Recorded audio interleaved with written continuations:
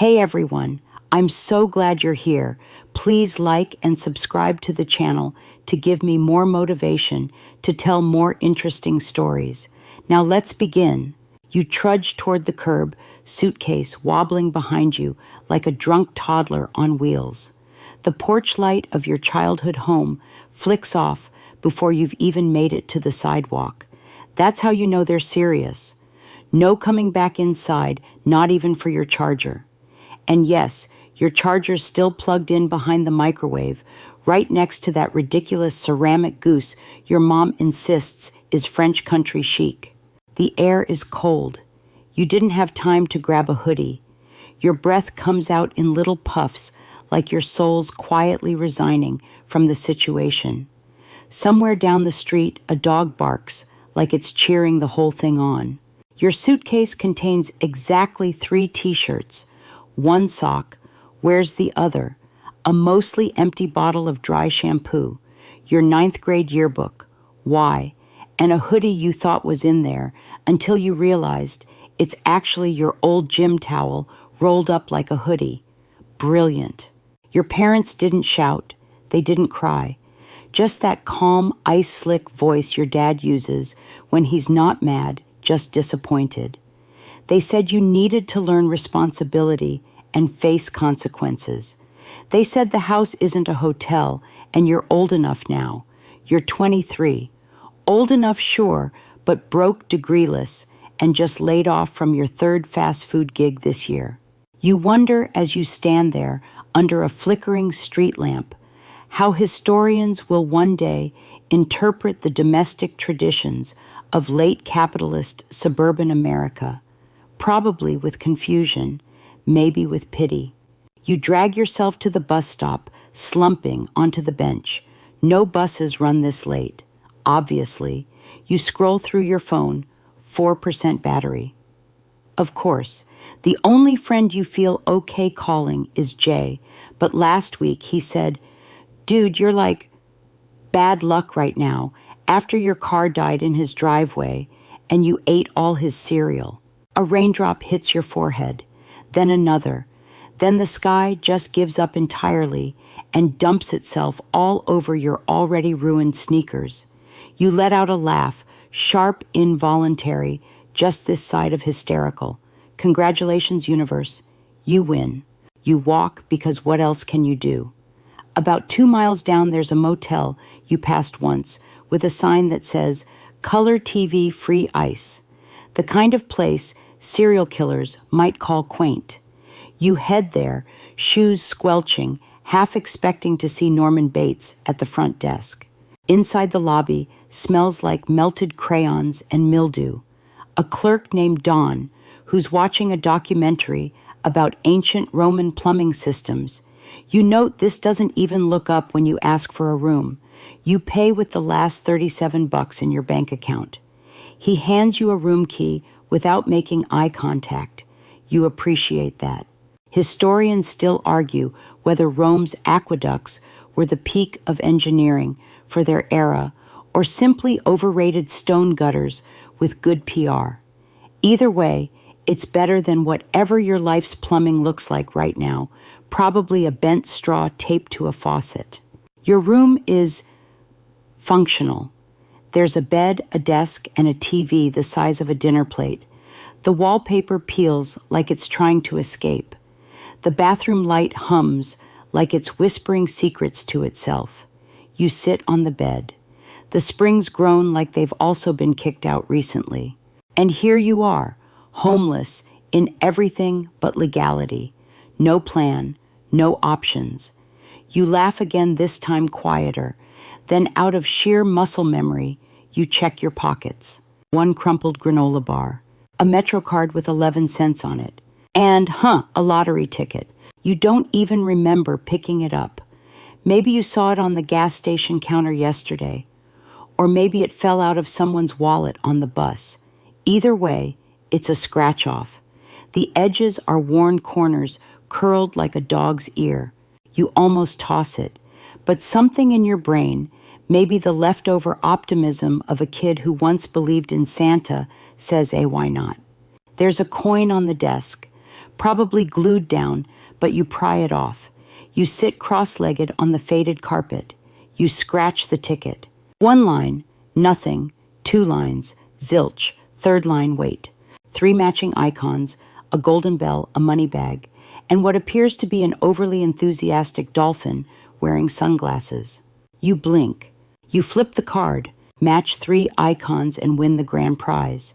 Must claim before expiration. Your chest tightens. Is this real? You stare. You check the expiration. Valid. You scratch the barcode, still expecting a cruel joke.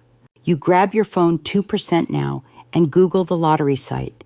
You plug in the numbers. The screen loads. 27,000. You laugh again.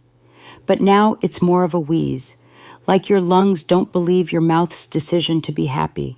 Then your phone dies. Typical. You sit there in the motel room, phone dead heart, pounding so hard you swear the vibrating air conditioner is trying to match your rhythm. You're not sure whether to laugh, cry, or scream into a pillow, so you do all three in that exact order. The laughter's high-pitched, the crying's brief, and the scream is muffled by a lumpy floral pillow that smells faintly of wet cardboard and someone else's regret. The winning ticket still lies on the floor in front of you. You keep checking it as if it might morph into a losing ticket if you look away too long. But no, the symbols are still there, the golden bell, the money bag, and yes, Mr. Dolphin Cool Guy. You press your forehead against the window pane. Outside, the rain hasn't let up. The streetlight makes the wet pavement shimmer like a film noir set. If this were a movie, some grizzled narrator would be mumbling something about the night everything changed. In real life, though, you're wearing a Taco Bell t-shirt and shivering in dollar store socks. Eventually, reality nudges you forward. You need a plan. You need to do something. The ticket needs to be verified in person. That much you remember from a viral video of a guy who won and screamed so hard he fainted into a display of protein bars. You head down to the front desk again. Don is still watching documentaries this time, one about ancient Egyptian embalming techniques. You clear your throat. He barely moves. Hey, you say, do you have a phone charger? He nods, slowly, pulls one from under the counter, and wordlessly slides it across. You break it. You bought it, he mutters, eyes still glued to the TV, where an actor in a tunic is dramatically removing the brain from a mummy's nose. Historians still argue whether ancient Egyptians truly believed the heart, not the brain, was the seat of thought and emotion. Some fringe theories even suggest their disdain for the brain came from early encounters with head trauma, or possibly because pharaohs just didn't like migraines. Anyway, you charge your phone right there on the front desk, staring at your reflection in the dusty plastic covering a rack of maps and coupons for Gator World Adventure Park. You look like a walking cautionary tale. Phone turns on. Battery says 3%. You Google again. The lottery website confirms it. Again, still real, not a glitch. But you need to go to a regional claims office to get the money today, because the next business day is Monday, and that means a full weekend of waiting and slowly unraveling with anticipation. There's a 24-hour gas station nearby, your best bet to get someone to help verify the ticket. It's either that or wait till morning. You leave the motel lobby and step back into the rain. This time, though, your steps feel weirdly lighter, like gravity's slightly less annoyed with you. It's about a half-mile walk to the station. Every squish of your soaked sneakers somehow sounds victorious now. You're wet broke and probably slightly smelly, but you might be rich. Maybe, possibly, hopefully. You step inside the gas station, bell jingling over the door like you've just entered the gates of possibility. There's a guy behind the counter wearing a hoodie that says, voted most likely to be sleeping.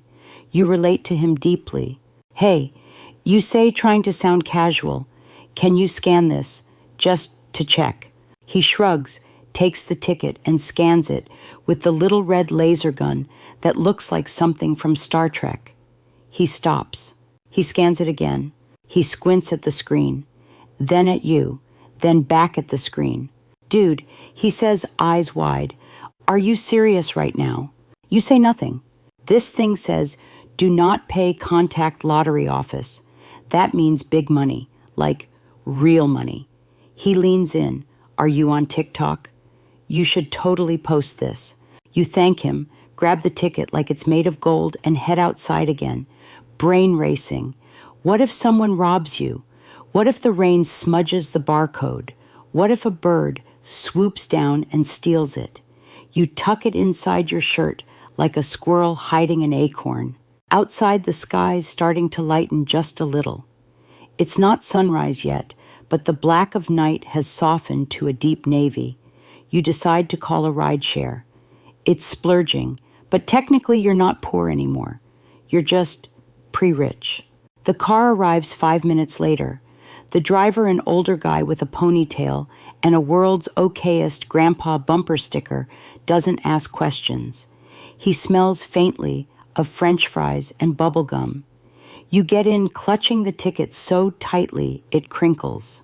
He turns on the radio. It's playing Fleetwood Mac's Dreams.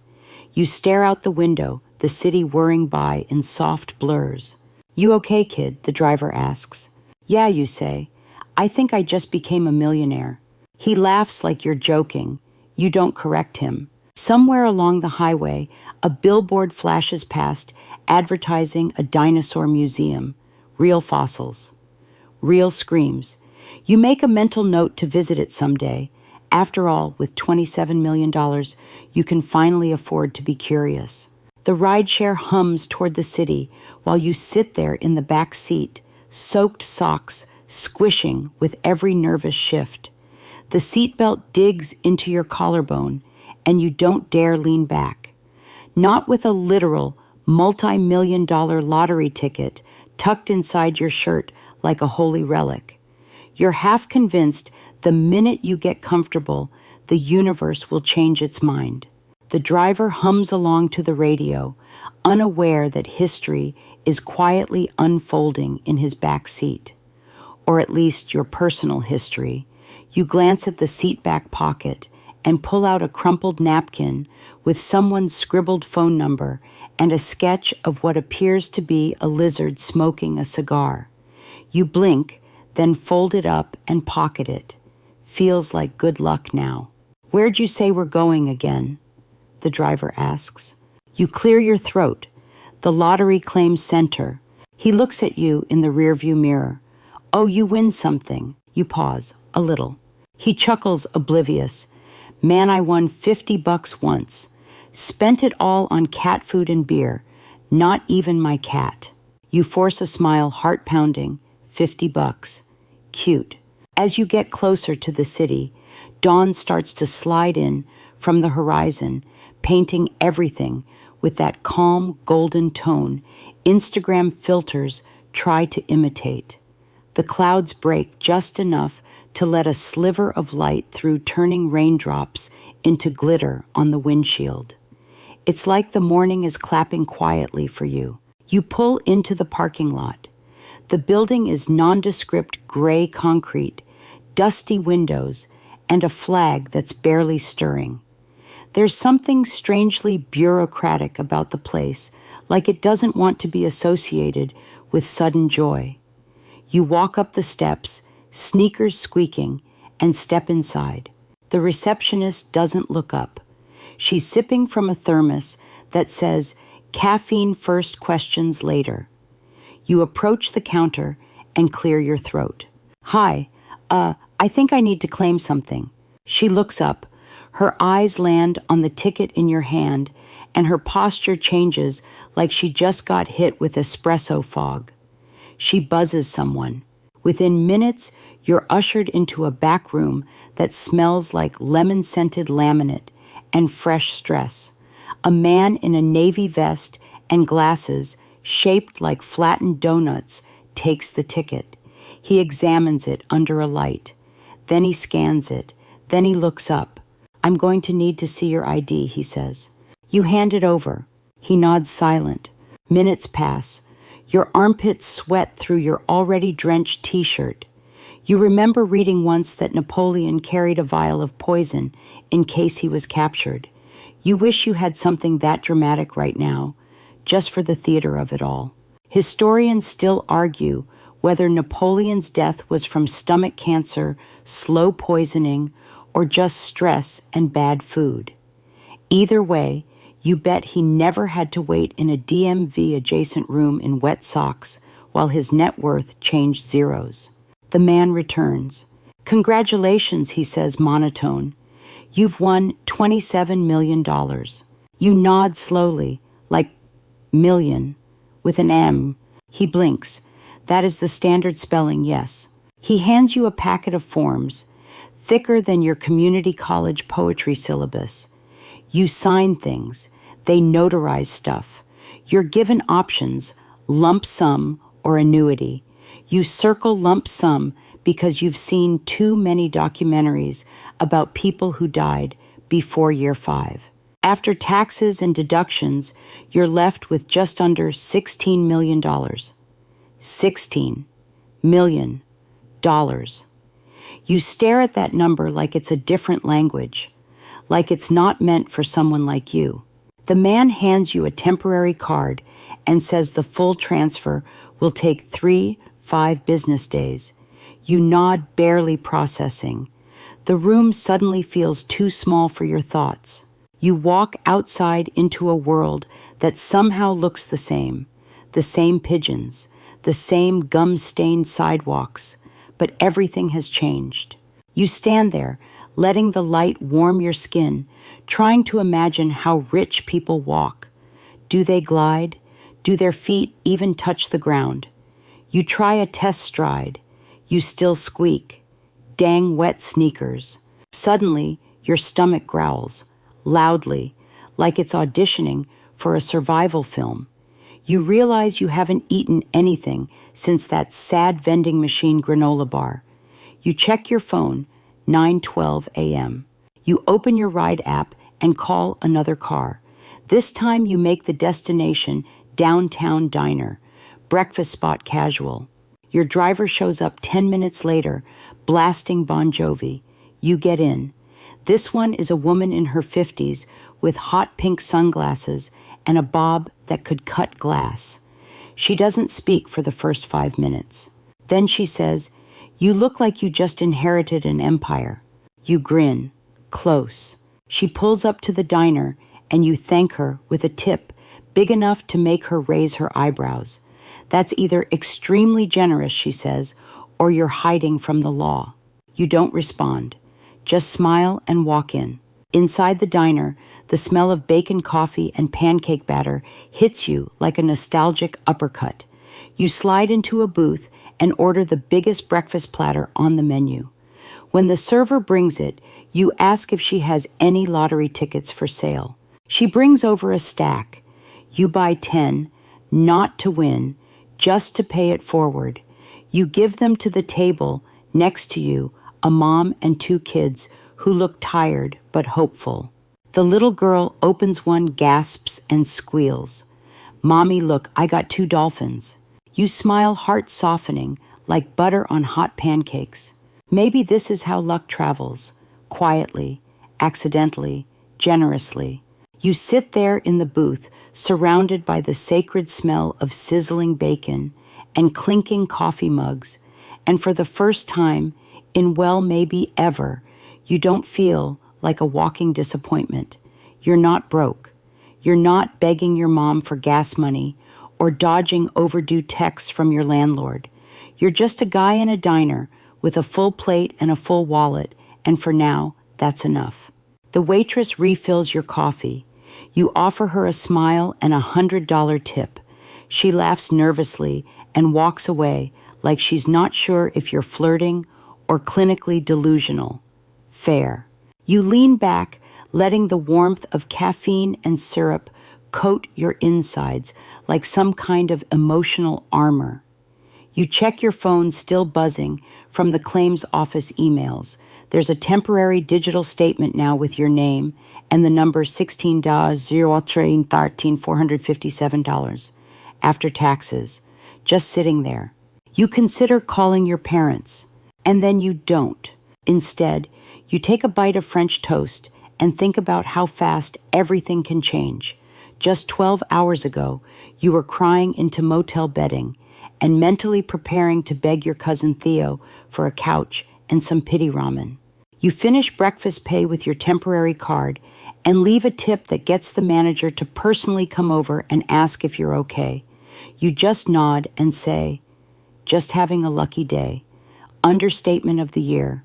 You step back outside into a now dry street, clouds parting like the universe is finally trying to make up for being so stingy with you before. And then it hits you like a freight train wrapped in a therapy session. You have no home.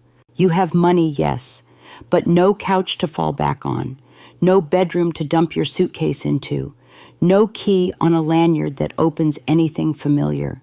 Your last known address is now occupied by parents who shut the door in your face and probably think you're sleeping under a bridge. So what do? You Google luxury hotels, 5 stars, downtown, pool, room service, fancy soap. You pick one that's outrageously expensive just because you can. The lobby smells like money and eucalyptus. The guy at the desk greets you with the kind of overly smooth voice usually reserved for airline pilots or award show hosts. "Welcome to the Holbrook," he says, checking in. You nod, trying to look casual, despite still wearing shoes that squish. He raises one eyebrow at your appearance, but says nothing. You give him your temporary card, and within moments, you're being escorted to a suite that probably costs more per night than your parents' mortgage. The elevator is quiet, too quiet. You half expect to find a monk inside, offering life advice. The door clicks open, and the room practically inhales you. Floor-to-ceiling windows, crisp white bedding, a bathtub you could host a podcast in. You dump your sad little suitcase on the pristine rug like it's a raccoon you found in a dumpster. You shower, twice. The water pressure alone feels like it should be illegal. There are 6 different buttons, and you push them all. One makes the water come from the ceiling, like gentle rain. Another is more aggressive, like a massage therapist, with unresolved anger. You stay under it until your skin wrinkles like forgotten fruit. Wrapped in a plush robe, you lie on the giant bed and turn on the giant TV. It's muted, showing footage of people winning at casinos, jumping into fountains, hugging strangers. You wonder how many of them went bankrupt later. You wonder how many called their parents. Historians still argue whether the invention of television uplifted society through shared experiences or quietly numbed it into passive spectatorship. Either way, it's working on you right now. You're numb, quiet, and content to watch strangers scream while money rains down around them. You order room service. You don't even look at the prices. You just say yes to everything like a game show contestant on a sugar high. Later, stuffed and swaddled in hotel luxury, you text Jay. Hey, wanna hang out? Jay, bro, I thought you were dead. Your mom told me you were on a journey. I'm at the Holbrook. Wanna come by? Jay, wait, the Holbrook. Are you selling kidneys now? You laugh, then pause. You just come over. I'll explain. An hour later, Jay walks in, eyes wide, mouth open. Dude, he says, taking in the chandelier and the marble floors. Did you rob a sheikh? You toss him a soda from the minibar. I won the lottery. He snorts. Okay. And I'm secretly Elon Musk's yoga instructor. You show him the digital statement. He stops laughing. His mouth moves silently, like he's trying to form a sentence, but the words keep filing for unemployment. Dude, you're rich. You nod, like insanely. He stares at you. So what now? You sit back, stretching your legs. I don't know. Buy a condo. Get a therapist. Sleep for a week. Jay chuckles. Can you at least buy me some shoes? Mine squeak worse than yours. You grin. Sure, but only if you agree to help me find a place to live. And just like that, the next chapter starts. Not with fanfare, but with friendship soda and a squeaky shoe shopping spree waiting on the horizon. The shoe store smells like new rubber and fresh ambition. You and Jay walk in like two middle schoolers let loose in a candy factory, wide-eyed and deeply unqualified to make expensive decisions. You're both still wearing your sad, squelchy sneakers from your pre-lottery life, and the contrast against the gleaming showroom floors feels almost criminal. A sales associate with cheekbones so sharp they could slice a baguette approaches. Looking for anything in particular, he asks, clearly clocking your clothes and wondering if security needs to hover nearby. You smile subtly, flexing your temporary card. Something loud, something that says, this man has generational trauma, but just bought a penthouse. He blinks, right this way. You and Jay try on shoes with names you can't pronounce. Italian leather, memory foam soles, limited editions that cost more than your last 3 months of rent combined. Jay finds a pair with gold accents and LED soles and says, these make me look like I own a crypto empire and a secret lab.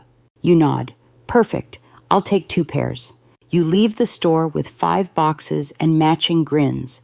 It's the first time in days you've seen Jay genuinely relax around you. Rich or not, you're still you, the person who once got their hands stuck in a vending machine trying to fish out a Snickers. You're feeling good, light, until your phone buzzes. Mom, come home, we need to talk. And there it is, the gravity again. Jay looks over your shoulder. Oof, that's not ominous at all. You don't respond right away. Instead, you let your thumb hover over the screen. Then against your better judgment, or maybe because some part of you still hopes for closure, you reply. You on my way. You and Jay stop at the hotel first. You stash your new purchases, change into something a little less runaway millionaire and more accidental entrepreneur. Jay offers to come with you. You say no. This is something you need to do alone. The rideshare back to your parents' house feels longer this time, heavier, not because of the traffic, but because of the emotional airbag that feels like it's wrapped around your ribs. You wonder what they'll say. You wonder if they know. You wonder if they care. The house looks the same chipped paint on the porch rail, same wind chime clinking uselessly in the breeze. You knock. Your dad opens the door. He blinks confused, then a slight nod. You came. You walk in.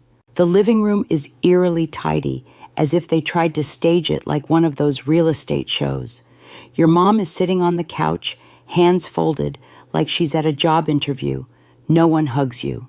You sit. There's a long silence. Then she says, we were harsh. You raise an eyebrow. You kicked me out with 1 suitcase and no charger. She flinches but nods. We thought it was time you grew up, took responsibility. You glance around. The room smells like lemon cleaner and defensiveness. We wanted you to realize you can't coast forever, your dad adds. You were living here rent-free, no job, no goals. You bite your tongue, because yes, there's some truth there. But you also remember offering to pay rent with the little money you had.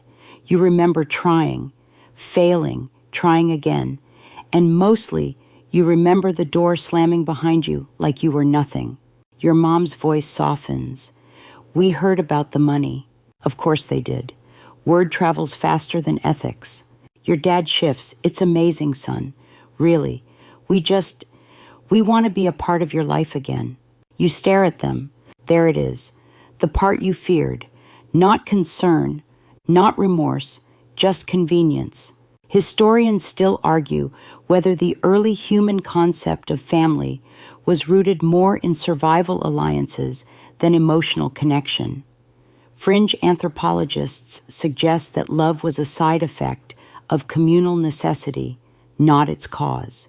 You wonder what that makes this a reunion or a negotiation. Do you want something from me? You ask.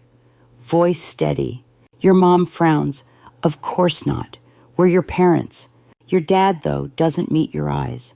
We could use a little help with the mortgage, he mutters. And there it is. The shoe finally drops, and it's not designer. You stand up, not out of anger, but something colder. Clarity. I'm not your ATM, you say. You didn't want me when I had nothing. Don't pretend now. Your mom starts to speak. You shake your head. I came because I thought maybe, just maybe you missed me. Not my money, not what I could give you, but just me. They say nothing. So you turn, you walk out, not fast, not dramatic, just done. Outside, the air smells like cut grass and closure. You text Jay. You were right. That door doesn't open both ways. Jay want tacos or a punching bag. You tacos, extra hot sauce. You walk away from the house that raised you, but never really held you. And for the first time, you don't look back. You sit in the back of a taco truck with Jay eating something too spicy for comfort, but perfect for distraction. Your mouth burns, your eyes water, and it still hurts less than the conversation you just walked away from. Jay hands you a napkin. Well, that's one way to cut emotional ties. You smirk through the fire in your mouth. Nothing says healing like hot sauce-induced hallucinations. The two of you sit quietly for a moment, chewing, watching the world go by. Kids ride scooters on the sidewalk. Someone's blasting a playlist with way too much bass. A dog barks at a balloon, and you just breathe, in, out like that. Eventually, Jay breaks the silence. So, what now? You think about it. The hotel's nice, but it's not a home, not yours. And while you could keep buying shoes and tacos and stress-free afternoons, you feel the need to plant something, to root. So you say it out loud, I'm getting a place, something real, something mine. Jay nods, like he knew you'd say that. You going full mansion, or like bachelor condo, with an espresso machine you won't know how to use. You shrug. Somewhere in between, maybe with a pool and a dishwasher and no one yelling at me to clean my attitude. You both laugh. That afternoon you start looking, at first just casually, but then you fall down the Zillow rabbit hole, scrolling through listings with absurd bathrooms and entire rooms labeled wine cellar, even though you're more of a boxed wine kind of person. Eventually, a listing catches your eye. It's a sleek, modern condo, downtown, floor-to-ceiling windows, balcony view, pool, gym. And best of all, it's move-in ready. You book a viewing. Jay comes with you naturally. He acts as your unofficial real estate hype man, shouting things like, you could nap in this hallway, and this closet is bigger than your personality. You pretend to be annoyed, but secretly you're grateful. For the noise, for the friendship, for the anchor. The place is perfect, clean, bright, silent, but not lonely. You can see yourself waking up here, making breakfast, failing to fold laundry, writing that novel you always joked about, maybe even adopting a cat named Chairman Meow. You buy it on the spot, full cash offer. The real estate agent blinks twice before handing you the paperwork. When you get the keys, it doesn't feel like a movie moment. There's no triumphant music, no confetti cannon, just a key, cold and real, in your palm. But it's enough. You move in that night. Your suitcase, the same one from the night your parents kicked you out, sits by the door like a museum exhibit, Exhibit A, Humble Beginnings. You open it, pull out your old things, the crumpled yearbook, the lone sock, the dry shampoo that's basically air now. You toss them gently into the trash. a small goodbye. Historians still argue whether early nomadic humans felt a sense of home or if that concept only developed with agriculture and permanent structures. Some believe home is wherever you feel safe. Others say it's just where your toothbrush lives. Either way, you now have both. You lie on your brand new bed in your brand new condo, staring at the ceiling.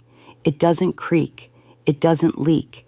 It doesn't whisper accusations in your dad's voice. It just exists quietly, like it's saying you made it. And yet, silence has weight. You realize you're not used to peace. It's not that you miss chaos. It's that your brain's been wired for crisis for so long that calm feels like standing still in a moving train station. Everyone's rushing around you and you're just there. You try to sleep. You don't. So you text a therapist. You find her online. Her name's Marla. She has great reviews. One says, "She helped me realize my cactus obsession was just a metaphor for my prickly personality." Another mentions her pet tarantula named Waffles. You book an appointment. The next day, you meet her on Zoom. Her background is filled with plants, string lights, and a lava lamp that bubbles like it's boiling secrets. She smiles warmly. "So, you hit the lottery." You blink. "Is that what my aura says?" "No." She chuckles. "That's what your intake form says." But your face says, "I'm overwhelmed and pretending I'm not." You sit back, fair, and then you start talking about your parents, about the suitcase, about the motel, about the dolphins on the scratch-off ticket, about how it feels to win everything and still carry the echo of being unwanted. Marla listens. She doesn't interrupt. When you finish, she nods. "You've got a lot of noise inside," she says. "Let's learn how to turn the volume down." And just like that, something inside you shifts. Not dramatically, not like a movie climax, just a quiet click, a beginning. The following weeks blur together like watercolor paint left out in the rain, soft edges, emotional smudges, and unexpected hues. You float between therapy sessions with Marla condo deliveries of absurd furniture you never thought you'd own. Why did you buy a massage chair shaped like a scorpion? And moments of strange stillness where you wonder if it's all just a dream, wrapped in a luxury thread count. Jay visits often. He's made himself right at home in your kitchen, even though his culinary talents begin and end with toaster waffles and aggressively buttered toast. You don't mind. It's good to have noise, familiarity. One evening, after a particularly vulnerable therapy session where you unpacked why your stomach knots every time your phone buzzes, you find yourself sitting on the condo balcony staring at the city lights. You sip overpriced tea from a mug that says emotionally available terms and conditions apply. You feel like you're slowly thawing. Then your phone rings. You flinch. Caller ID, unknown number. You let it go to voicemail. Then another buzz, voicemail received. Curious, you listen. Your dad's voice crackles through. "Hey, I know you're busy. Your mom and I were wondering if you'd consider helping out with some stuff. Just a short-term loan. We're proud of you. You know, you did good. Call us." You stare at the wall. No apology. No mention of kicking you out. Just a request. Like you're an ATM that sometimes cries. You delete the voicemail. Marla would be proud. Later that night, Jay texts you something that makes you snort laugh, a meme of a golden retriever in a suit with the caption, "Me pretending I know how taxes work now that I have money." You reply, "Accurate, except I am the golden retriever." He sends back a thumbs up and a message, "Want to hit the mall tomorrow? You promised me a watch." So you go, and the mall is wild. People recognize you now. Your name's floated around enough. Lottery guy. A few influencers try to record you. A teenage girl asks for a selfie. A man in line at the pretzel stand wants to pitch you an energy drink for introverts. You laugh, but it's weird. Fame isn't friendship. Attention isn't affection. And everyone wants a piece of the money, not the person. Historians still argue whether the early patrons of the Roman Colosseum were drawn more by the spectacle or the sense of shared violence. Fringe theories suggest they were just bored and liked free bread. You think maybe both are true. You duck into a quiet store just to breathe. Inside, there's a shelf of books. One catches your eye. Home isn't a place. It's a choice. You buy it. Hardcover, full price, no discount code needed. As you walk through the mall, a cousin you haven't spoken to in 6 years appears out of nowhere, like a Pokemon you thought was extinct. Her name is Mia. She once pushed you into a kiddie pool during Thanksgiving. "Hey," she says, stretching the word like it's made of taffy. "I heard about your win." "So crazy. We should totally catch up." You stare. "Catch up like we're friends, you ask." She laughs too loudly. "We are, remember Grandma's funeral. We talked in the parking lot for like 15 minutes. You do remember. She asked if you were still doing that loser retail thing." You smile politely. "I'll send you a check." Her eyes sparkle. "Wait, really?" "Sure you say. Just look for it in the mail." You never ask for her address. You and Jay leave the mall with a Rolex he insists is too shiny to be emotionally stable, and matching hoodies that say emotionally bankrupt, financially fine. You get home, sit on your couch, and finally open a letter that's been on your counter for days, handwritten, no return address. Inside is a note, neatly folded. It reads, "We made mistakes. We shouldn't have shut you out when you needed help. We thought we were pushing you forward, but all we did was push you away. If you ever want to talk, our door is open. Mom." There's no ask, no conditions, just words. You sit with it for a long time. Then you fold it back up and place it in your nightstand drawer. Because maybe one day you'll walk through that door. But not today. Today you turn on some lo-fi music light, a candle that smells like coastal forgiveness, and call Jay. "Want to come over?" He doesn't ask why. He just says, always. The days begin to slip into something that resembles normalcy, at least as normal as life gets when you've won the lottery, and everyone from your second grade teacher to your ex's dog groomer suddenly wants to catch up. You've got your routines now. Morning walks around the block with a podcast in your ears. Therapy with Marla twice a week, who, by the way, casually let her tarantula waffles crawl across her desk last session like that's a normal Wednesday thing. Grocery trips where you still compare prices out of sheer muscle memory. Your card never declines anymore, but your trauma still whispers, "Put the name brand mac and cheese back, peasant." One afternoon, while you're deep cleaning your kitchen, not because it's dirty, but because chaos feels manageable when it smells like lemon spray, your phone pings. Unknown email. Subject legal notice. K&M, your last name. You open it. Your heart sinks. It's a scanned letter, an official lawsuit, filed by your parents. They're suing for emotional damages and reimbursement for raising you. You sit, stare, blink, reread. The words feel like a punch wrapped in legal jargon. They're claiming they provided you with food, shelter, and guidance for over 2 decades, and now seek fair compensation for those years since your sudden windfall was directly influenced by their upbringing. You whisper, "You've got to be kidding me," into your sparkling clean countertops. Jay arrives 30 minutes later, summoned by a frantic voice memo in which you said something like, "They're suing me," like in a court with lawyers. He walks in with a donut and a face that says, "This better be good." You hand him your phone. He reads. Then again. Finally, he mutters, "Is there a Nobel Prize for narcissism?"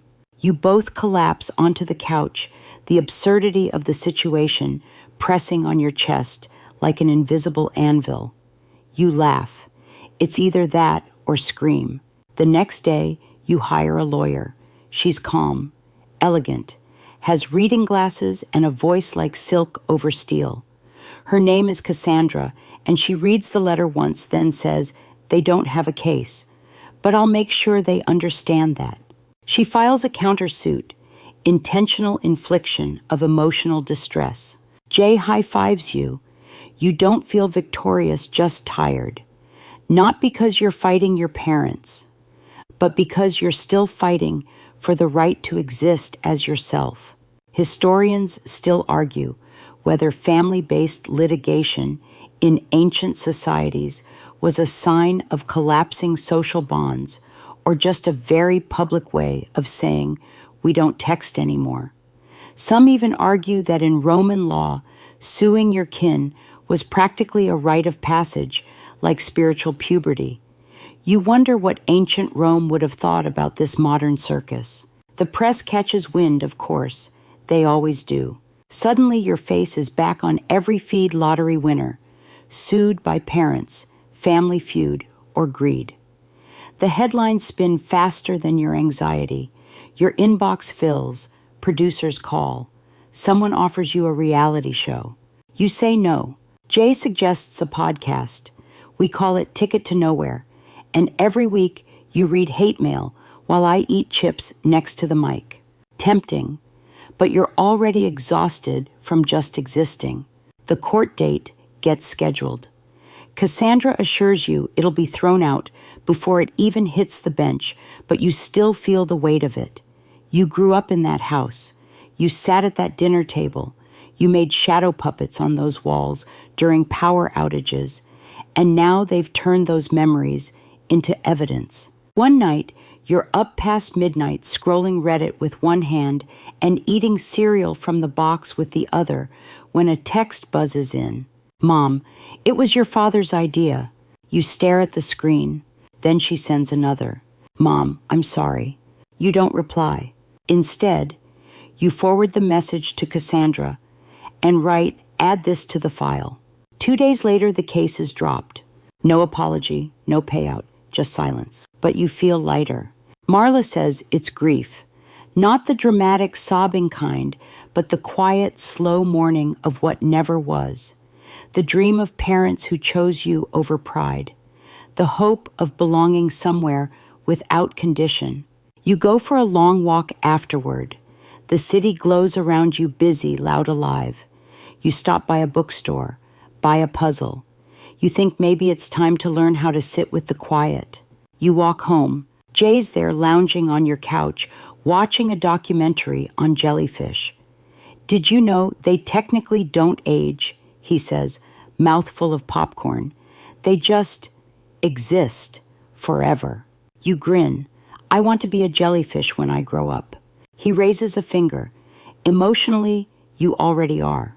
You throw a pillow at him. The two of you sit there quiet now. A different kind of silence. The kind you choose. You buy a plant. A real one. Not the fake plastic kind from your motel days or the borderline sentient fern from your childhood dentist's waiting room. No, this is a fiddle leaf, fig, tall and leafy, and absolutely overconfident in its sunlight needs. You name it Greg. Greg is your experiment in responsibility. If you can keep Greg alive, maybe you can start believing that you're not a disaster in human form anymore. Greg doesn't ask for money. Greg doesn't send lawsuit threats. Greg just photosynthesizes. One morning, while watering Greg badly, you realize how little of your past life remains. Your old clothes are mostly gone, replaced by pieces that don't itch or shrink or scream clearance rack. The crumpled yearbook was recycled weeks ago. And your bank account still wildly, absurdly full. But the real difference is quieter. It's that the panic isn't your default setting anymore. The silence doesn't feel like a threat. It feels earned. You even start going to the gym. Yes, you. The same you who once got winded carrying groceries up one flight of stairs. Jay joins you, of course, and insists on wearing headbands, even though no part of him sweats. You know, he says, while you both jog slowly on treadmills, you're like a movie character in the third act now. You've got the money, the moral awakening. All you need is a love interest and a sad montage set to Coldplay. You groan. Can't I just skip to the part where I own goats and nobody texts me anymore? Goats, he says, pausing mid-jog. You've changed, man. You have, but not in the way people think. You still make your bed messily. You still forget your own phone number sometimes. You still panic when someone knocks on your door unexpectedly. But now there's a space in your life, emotionally and physically, that's yours. Undeniably yours. You decorate the condo slowly. You hang up weird art. You buy a candle that smells like midnight in Iceland and have no idea what that's supposed to mean, but it calms you. You get a toaster oven even though you still burn toast. Progress. And then one afternoon a letter arrives. Not an email, not a text. A real letter. Handwritten, mailed, stamped. Return address, Aunt Celia, your mom's estranged older sister who once got into a screaming match at Christmas over a misinterpreted pot roast comment and hadn't been seen since. You read it sitting cross-legged on your living room rug, Greg the plant watching like a judgmental yoga instructor. The letter is simple. I heard what happened. I want you to know your parents weren't always like that. When your mom was younger, she talked about running away and opening a bakery in France. Your dad wrote poems badly. They got scared somewhere along the way. I hope you don't. Be good to yourself. You deserve a life that fits. You fold the letter carefully, slide it into a drawer. There's healing in hearing that even people who fail you had dreams once, and that someone still remembers. You spend that weekend doing quiet things, cooking, walking, reading a book you actually finish. Jay swings by for a bit, brings snacks, and insists on watching a reality show about competitive sandcastle building. You let him. It's become your rhythm, solitude with occasional bursts of joyful chaos. Historians still argue whether early civilizations valued solitude or saw it as a sign of social collapse. Fringe thinkers propose that hermits were actually the emotionally intelligent among us people who opted out of the noise. You're starting to understand that now. You book a short solo trip to the mountains, just a weekend, no fanfare, no itinerary, just you, a backpack, and the faint hope that you'll return with some clarity or at least a better appreciation for trees. At the cabin, it's quiet, like truly quiet. No sirens, no microwave beeps, no Jay yelling, "Why is this butter hard?" from your kitchen. You sit on a rocking chair with a blanket over your legs and a thermos of something hot, staring out at pines that don't care who you are. And for the first time you cry. Not the loud, desperate kind, just a few tears that slip out without permission. For the boy who was kicked out, for the person who didn't know his worth, for the version of you who thought winning the lottery would fix everything. You breathe, you smile, you wipe your face, and then quietly you say it out loud. I'm okay now. You return from the trip lighter. Greg is alive. Jay is still stealing your snacks. And your story isn't over. But the part where you didn't think you'd survive, that's behind you. You wake up one morning with sunlight slanting through your windows like it means something. The condo is still, peaceful.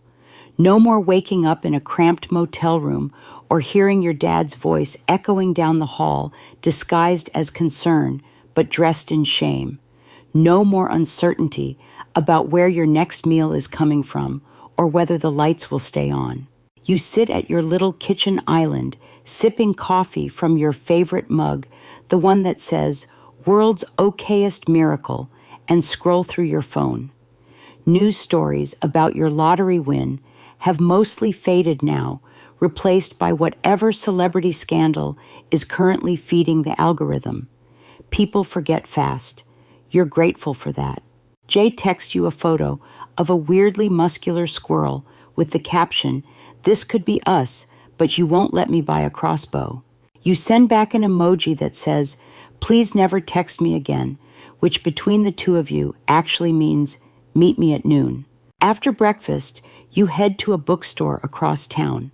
You've started doing this thing, visiting a new local bookstore each week and buying one book you've never heard of and one that reminds you of who you used to be. Today you pick up a memoir titled, "How to Be a Person After Everything." It feels a little on the nose. You buy it anyway. You sit in the little cafe next door and start reading underlining lines like, "Healing doesn't look like victory. It looks like peace without explanation." You lean back, let that settle. Back at home, you check the mail. There's a letter from a foundation you donated to anonymously a month ago. They're thanking you for the unexpected gift, saying it kept their shelter open for another 6 weeks. 6 weeks. That's 6 weeks of safety for someone who might have been you not long ago. You sit with that. You start wondering what else you could do. You call Jay. "You want to help me start something?" His voice perks up, like a taco truck that plays classical music. "Not exactly." You explain. You want to set up a fund, a quiet one, something that helps people who just need one thing to get unstuck: a bus ticket, home, a laptop for job hunting, a deposit for their first apartment. Not flashy, just useful. A hand, not a handout. Jay is in immediately. "We'll call it the Suitcase Fund," he says. "For poetic irony and branding synergy." You laugh. "I love it." He pauses. "You know, you've changed."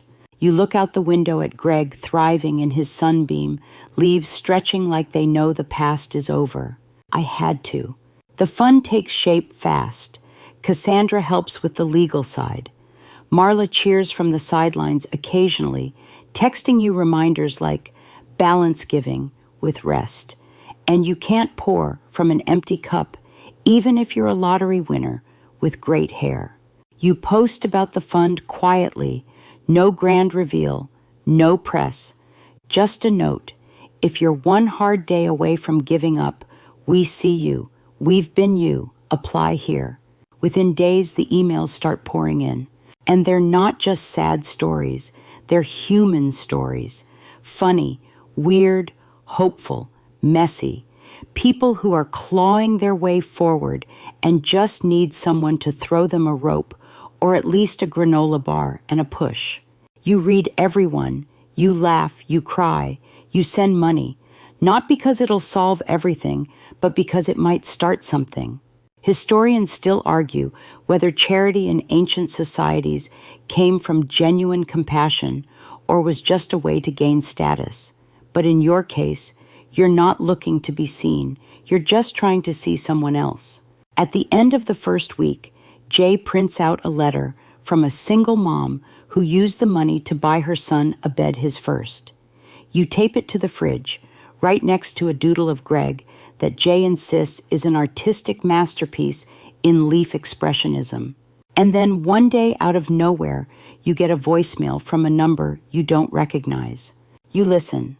It's your mom, not asking for money, not asking for forgiveness, just talking. "I saw what you're doing, the fund, the letters. I read the stories. You always had that in you. You know, that soft part. I'm sorry we didn't protect it better." You sit down on the floor, press the phone to your chest. No reply yet, but you save the voicemail. Maybe that door isn't entirely closed. Maybe it's just waiting. You text Marla. "Your progress is weird." She replies instantly. Marla, progress always is. "Keep going." You do. You find yourself spending more time in grocery stores again, not because you need to, but because there's something oddly grounding about wandering past shelves of tomato soup and cereal, listening to families argue over brands. Old ladies critique melon ripeness, and cashiers gossip about coworkers who text their exes just to see. Today you're in aisle 7, comparing olive oils. Why are there so many kinds when a woman bumps her cart into yours? She apologizes, then does a double take.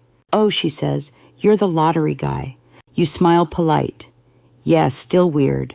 She laughs. I read about your fund. My niece applied. You helped her get out of her car and into a real apartment. Thank you. You nod, blinking more than necessary. Glad it helped. After she walks away, you stand there for a second, holding 2 bottles of olive oil, one labeled Mediterranean Essence, the other Rich Earth Blend. They probably taste the same, but you put both in your basket. It's a celebration. At home, you scroll through updates from the fund. There's a new story, a teenager who used the money to fix her bike and start commuting to her first job. She signed the email. From one survivor to another. You close your laptop, let the words breathe. That night, you and Jay throw a dinner party. Not a fancy one. Just a few people friends. Some new, some unexpected. You cook together, which means Jay burns garlic bread. You undercook pasta, and everyone ends up eating way too much store-bought hummus because it's the only thing that didn't go wrong. You laugh until your cheeks hurt. Someone asks what winning the lottery really felt like. You think for a second. Like my life was a snow globe, you say, and someone finally stopped shaking it. Later, when the dishes are mostly done red, hiding in the dishwasher, you and Jay sit on the balcony. The city stretches out beneath you, glittering and chaotic and beautiful in that way only cities at night can be.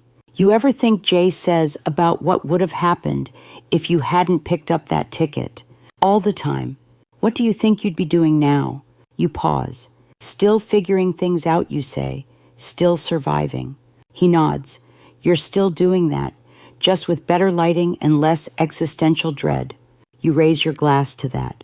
The next morning, you wake up to sunlight spilling across your face, Greg leaning dramatically toward the window, like he's auditioning for the Bachelor Plant edition. You open your email. There's a message from Cassandra with the subject line, Refamily Settlement Offer. You click. It's from your parents' lawyer. They're not asking for money anymore. Not exactly.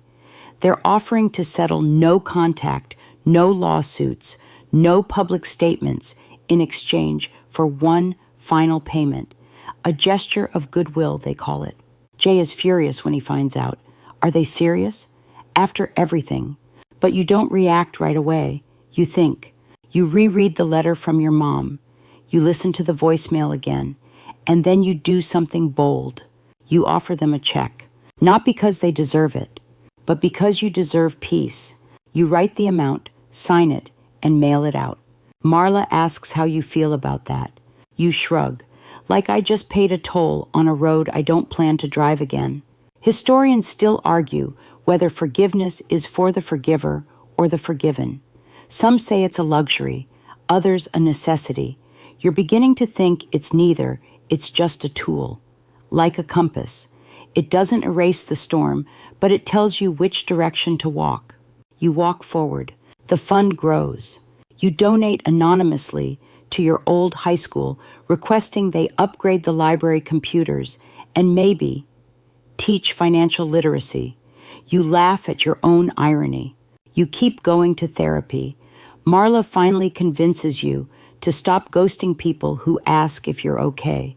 You start saying, not always, but I'm working on it. You start journaling. One entry reads, happiness isn't a lottery. It's a choice you make 1,000 small times a day. You adopt a cat. You name her Sourdough. She hates everyone but you. Jay says she's your soulmate. Maybe he's right. One sunny Tuesday, you find yourself at the DMV, not because you have to be there, but because you lost your ID somewhere between your couch cushions and your gym bag. And it turns out even multimillionaires still need a photo that makes them look like a mildly disgruntled ghost. The line is long, of course. There's a man in front of you, loudly explaining to no one in particular how he invented Bluetooth. Behind you, a toddler repeatedly drops a toy that squeaks like an existential cry for help. You exhale. You wait. Eventually, you get your turn, fill out the paperwork, and sit down in front of the camera. Smile, the clerk says. You do. Not a fake one, a real one. When it's over, you step outside and realize something funny. This standing in the sunlight with your DMV receipt in one hand and a half-finished iced coffee in the other feels good, not dramatic, not life-changing, just grounded. Like your life isn't a runaway train anymore, like you're steering now. You head downtown to meet Jay. He's waiting in a cafe with a laptop working on the fund's new website. You're late, he says without looking up. I had to make sure the DMV captured all my best angles. He snorts. So, none then. You sit. Glance over his screen. The site looks amazing, sleek, soft colors, testimonials, a simple button that says, Apply for help. There's also a quote at the top of the homepage. Sometimes the only thing between surviving and thriving is someone believing in you. You raise an eyebrow. Who wrote that? Jay grins. You did. 3 sessions into therapy, remember. You blink. You don't remember, but it sounds like you. After coffee, you both take a walk through a small park nearby. Kids are on swings. Dogs are chasing nothing in particular. A group of teens is making TikToks with the kind of intensity usually reserved for Navy SEALs. Jay nudges you. Ever feel like you're exactly where you're supposed to be? You think, then nod. For once, yeah. You pass a small art installation in the park, some public project funded by the city. Abstract shapes, bronze, and confusing. But on the base, there's a plaque that reads, Every story has a beginning, a middle, and a decision to keep going. You snap a photo, might put that above your desk. When you get home, you find sourdough curled up in your laundry basket, unapologetic and shedding. You pet her once. She allows it, then bites you gently. You respect the boundary. Your phone buzzes. A local community college wants you to speak at their graduation ceremony. You freeze. You speak. Your first instinct is to laugh. The second is to hide. But Marla's voice echoes in your head. You're allowed to take up space. You reply, Sure, I'll do it. 2 weeks later, you stand at a podium in front of 300 students and their families. Your palms are sweaty. Your speech is typed and printed in size 16 font, just in case your vision fails, out of pure fear. You start with a joke. You tell them about the vending machine granola bar. You tell them about the motel, the ticket, the win. But then you tell them about after. The silence, the therapy, the cactus metaphor, the fund, the idea that sometimes winning the lottery means finally being able to lose the fear. And you end with this. If your life feels like it's falling apart right now, I want you to imagine this, me in socks that don't match standing outside a gas station with wet hair holding a ticket I thought was trash. I was nothing, and then I had everything. But the real win wasn't the money. It was realizing I was never trash. I was just tired. And sometimes when you rest long enough, you start to remember you were always meant to rise. You look up, people are crying. Jay gives you a thumbs up so dramatic he nearly falls off his folding chair. Afterward, a student walks up and hands you a card. Inside, in shaky handwriting, it says, I didn't think I mattered, but now I think maybe I do. You walk home that night, through quiet streets, warm breeze at your back, that card in your pocket. And For the first time in your life, you whisper not to the world, but to yourself. You did good. Weeks pass, then months, and slowly, life stops being about the lottery win and starts just being life. You wake up earlier these days, not because you have to, but because you want to. Morning light hits differently when you're not waking up in a panic. The coffee tastes richer. The silence feels friendlier. Even Greg the plant is thriving, which, considering your past track record with succulents, is borderline miraculous. You still meet with Marla, though the sessions are less crisis and more check-ins now. She asks how you're doing. You say, stable. She raises an eyebrow. You both smile. One Tuesday, you start journaling again. Not just writing thoughts, but plans, ideas, dreams. You jot down things like, build a reading nook, visit Iceland, learn to cook something that doesn't involve microwaving, volunteer without announcing it to the world. Write a letter to your younger self. You pause at that last one. Then you start writing. Hey you, I know things suck right now. You feel like no one sees you, like love is a prize you have to earn by being useful or quiet. But I promise you none of that's true. One day you're going to hold a lottery ticket, but that's not the win. The real win is that you'll learn to forgive yourself, to stay when things get hard, to choose softness without apology. You'll be okay. P.S. Throw out the gym towel in your suitcase. It's not a hoodie. That night, you make dinner for Jay and a few others, a little mismatched family that grew up around your healing, like vines curling around old scaffolding. The food's a bit overcooked, but nobody complains. You sit around the table passing plates and bad jokes, and you realize this is what wealth feels like. Not the zeros in your account, but this table, these people, this moment. After they leave, you step onto your balcony with sourdough in your arms. She allows it briefly. The city breathes beneath you, a live, noisy human. And then, like a scene from some beautifully cheesy film, your phone buzzes with a notification. It's the lottery app. You forgot you even still had it. You open it. One new scratch-off promotion. You smile, open it just for fun. You don't win. And you laugh, because it doesn't matter. You already did. You sit there, feet up, fingers, brushing the rim of your mug, and let the stillness settle. The world outside hums with late-night sounds, cars in the distance, a soft breeze ruffling the trees, the quiet murmur of lives being lived beyond your balcony rail. And inside you, no alarms, no sirens, just breath. A slow inhale, a slower exhale. For the first time, maybe ever, you are no longer surviving out of reflex. You are choosing peace. The kind of peace that doesn't need validation. The kind that wears soft socks and takes long walks and sometimes forgets what day it is because the sun is out, and that's enough reason to smile. You think of the kid on the curb with one suitcase and no charger.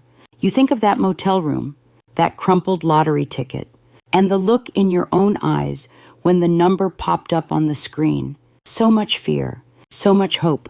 You want to reach back through time and whisper, hang on, just a little longer. And maybe if time is soft and stretchy, like they say in quantum physics, some part of you hears it.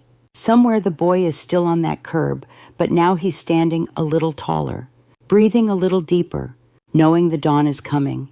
And when it does, it's worth everything.